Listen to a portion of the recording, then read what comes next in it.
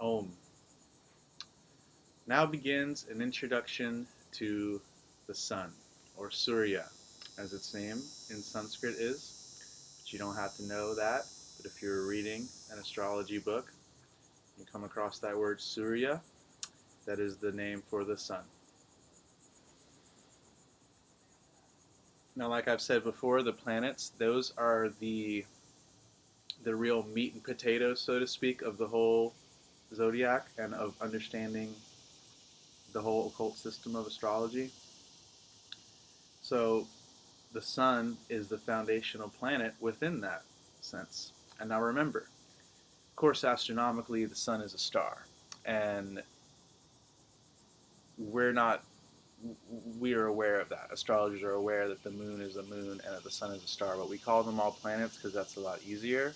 And because really, the original Sanskrit word was never planet anyway. It was graha, that a thing that grabs hold of you and seizes you, or that grabs you and makes you want to do a thing. They're just archetypal forces or elements or energies that yoke us to a certain karma or a certain activity. So the sun is the graha that grabs you and makes you hear your higher self and the calling of your higher self in many ways. The sun is your higher self, and your connection to your higher self is shown through examining the sun in your horoscope.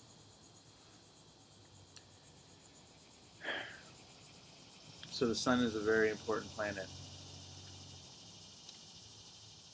And or graha, so we're always going to call it a planet, but if you study astronomy, don't get hung up on that, because when we are astrologers talking about planets, we don't mean it in the same astronomical definition, because even we include Rahu and Ketu as planets, and they're just invisible points of space that don't have any mass to them, but they're grahas. And then you'll even, when you learn more about astrology, you'll learn about upagrahas and things that are just like points of space, just like Rahu and Ketu, that create different energies or different results.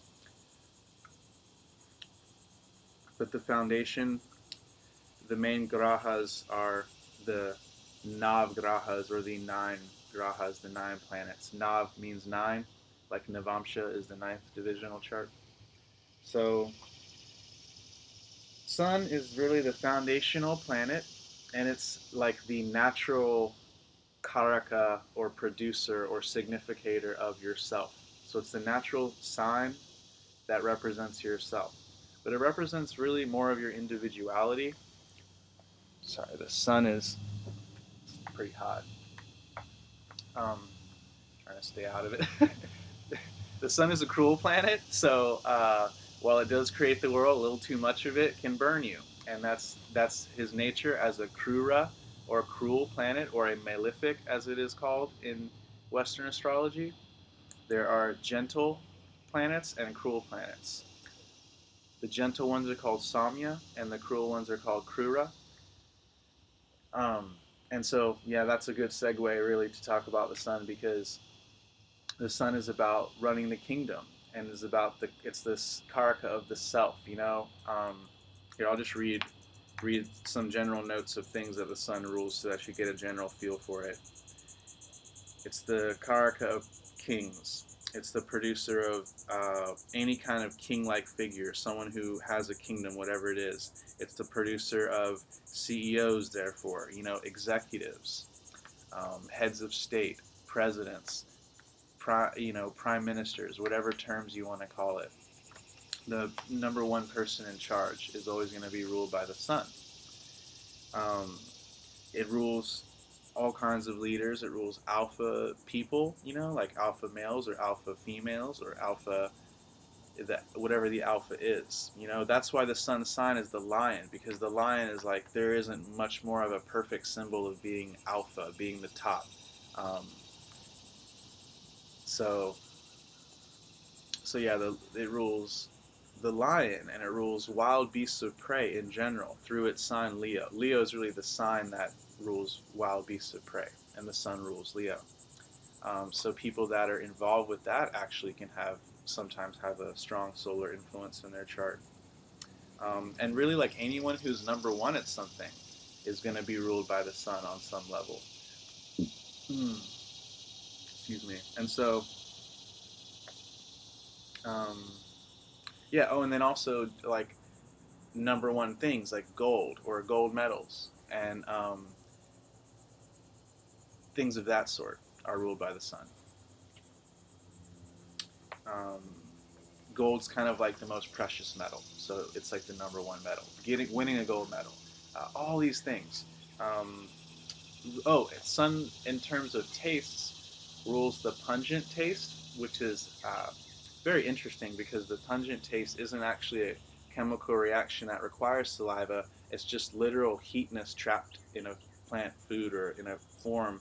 So you can put pungent things like on your skin and it'll burn, or if you get chilies and if you've been chopping, pungent spices and you rub your eyes will burn.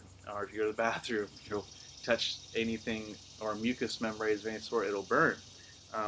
If that happens, use your hair, and the oils from your hair will help you reduce the burn, actually.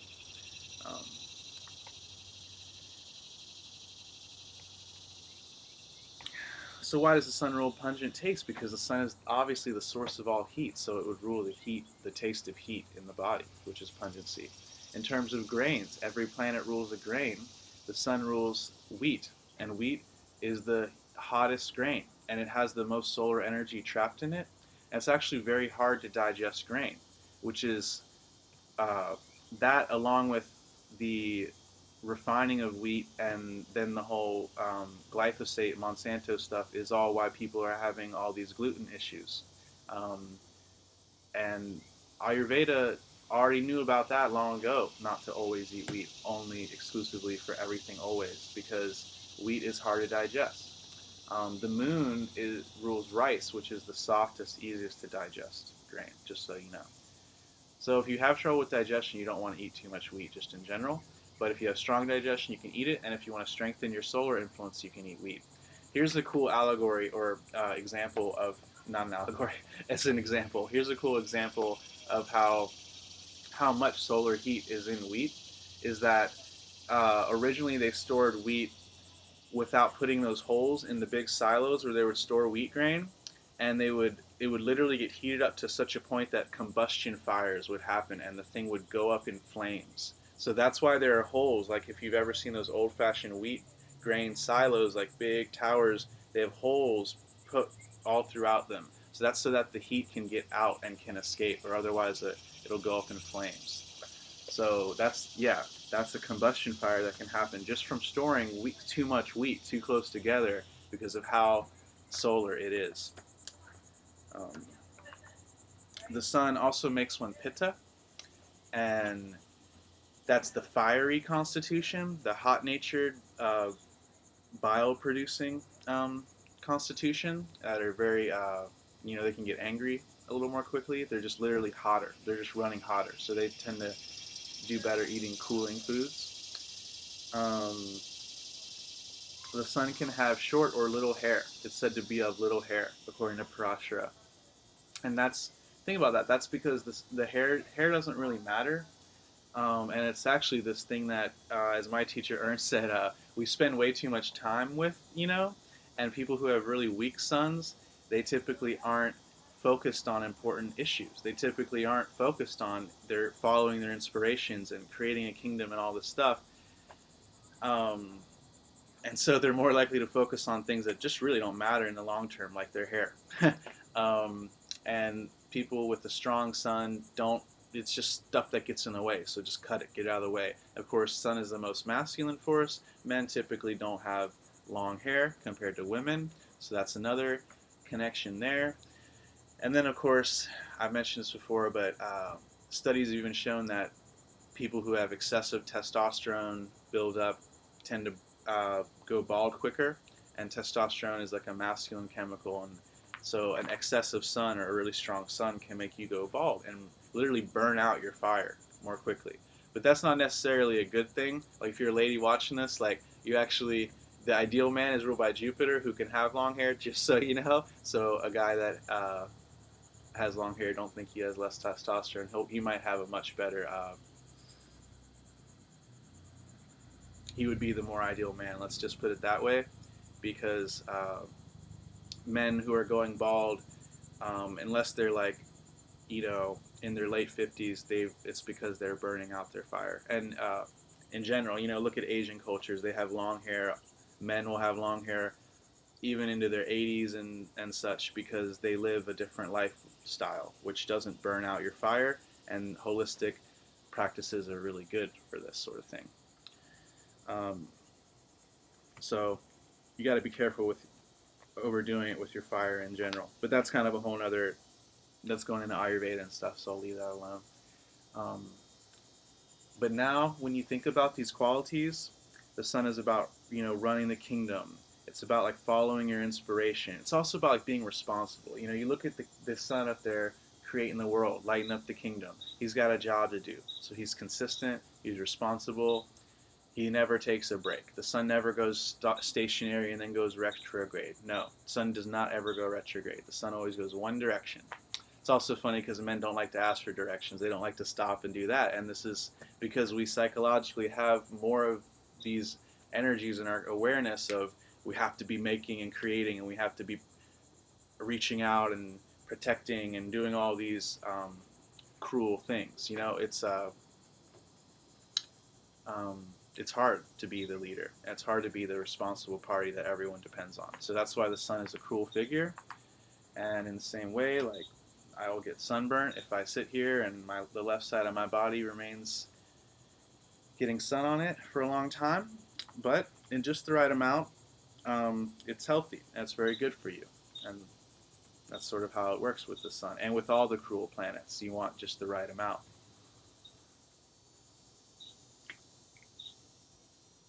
Some examples of Leo Ascendant.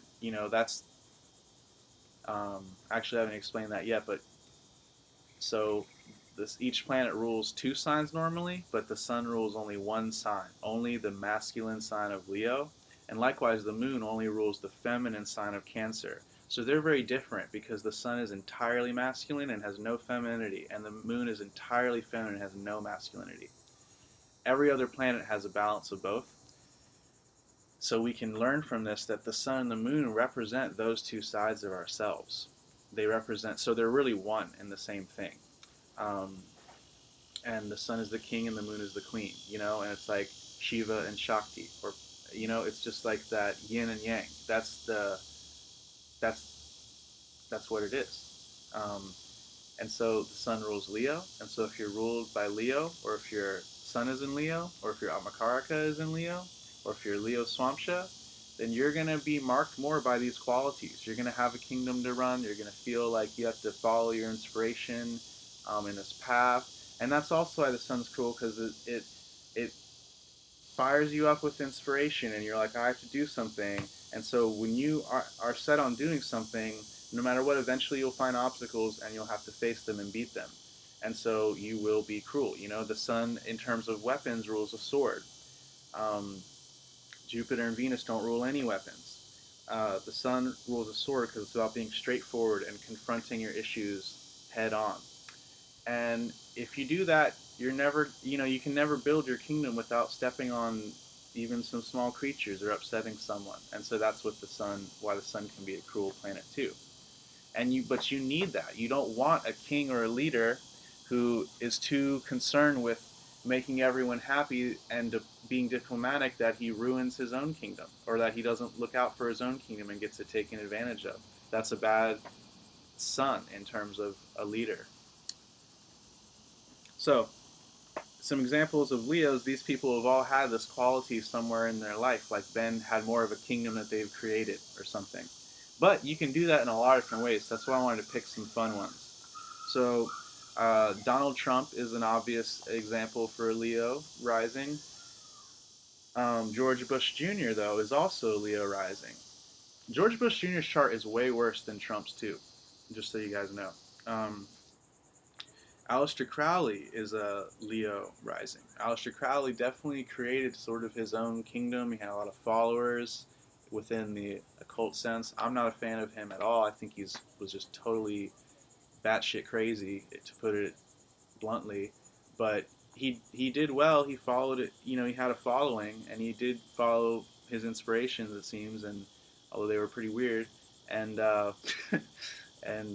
yeah, he created a kingdom.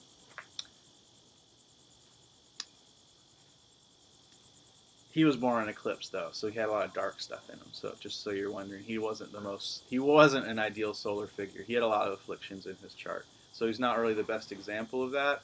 And that's the thing, is if the sun is strong, you'll have these qualities, but if it's afflicted, you'll oftentimes have the opposite of these qualities, or there'll be very little of them. But yeah, Aleister Crowley, he's a weird one. Linda Goodman wrote the book Sun Signs that kind of helped a lot of people get open to astrology. So she's like, if you just talk to an older person about astrology, someone in their 30s or 40s, they'll mention Linda Goodman in like the first 10 minutes, like, oh yeah, Sun Signs by Linda Goodman, blah blah blah. And for a book, for Sun Signs, it's good. I get, for something that applies to 1 in 12 people, it's a good book, but it's not by any means real astrology. Or I'm not saying like it's not real. It's real, but it's not. In some ways, it almost distracts us from the more scientific type of astrology, let's say.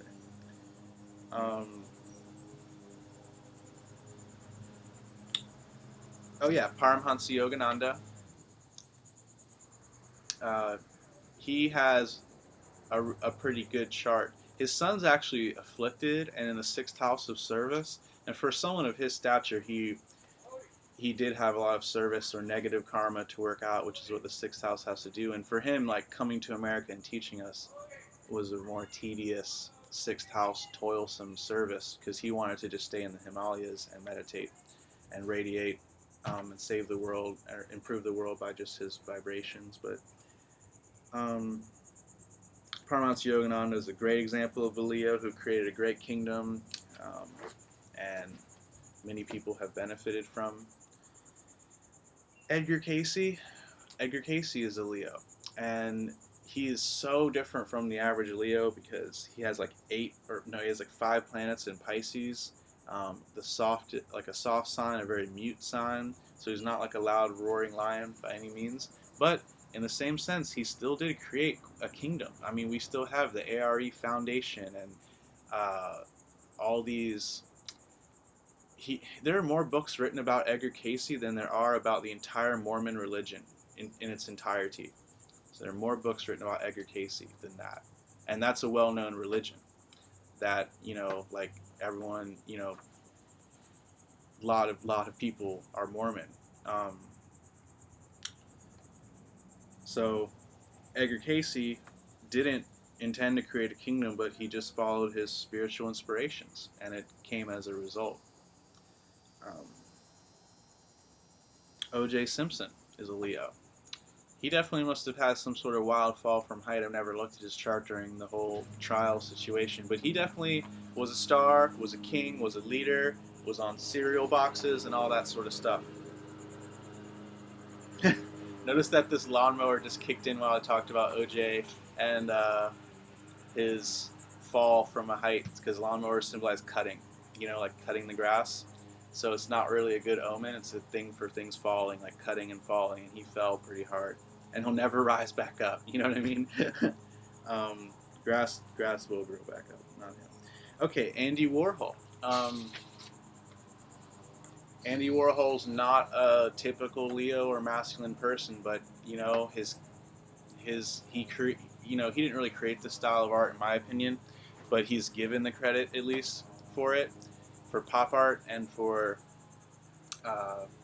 he did a lot of stuff, he did a lot of he followed his inspiration. You could definitely say that. It's not really like the best example of a Leo though, because he was in many ways more Saturnian. But he was, Leo's about the stage and about the light and fashion, and in some sense has to do with fashion or being a star. But that you have to have more of a Venus thing going on. But this is just as one indication. As a Leo, you can definitely see that Andy Warhol created a kingdom. Edward Monet as well is a Leo. He did a pretty good job following his inspirations and making a name for himself as well. So yeah, these are just some examples of Leos that are more like rounded out. They're not all going to be kings, you know, like Bush or Trump or something. Um, some of them will be kingly in the way they go about things, you know, like Andy Warhol became like a king of the art world. Same with Edward Monet. Uh, Aleister Crowley became like a king of the occult world. You see what I'm saying? Um, who else was I? You know, Yogananda, a king of the spiritual world. And also when it comes to like spirituality and yoga, the sun makes one have more of a fiery Raja yoga type place. Like Raja means king, and so being a Raja yogi means you're like a kingly yogi, um, or someone who knows the self and is going to live from that standpoint. Um, like you can read about like Narayan Maharaj is an ideal example of a kingly Raja yogi.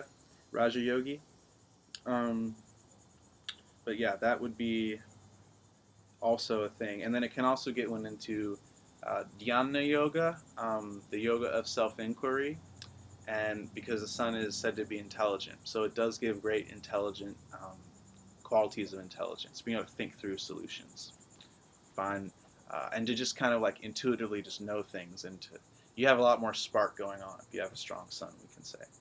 Cool. That should give you guys enough to dwell on with the sun for now. Om.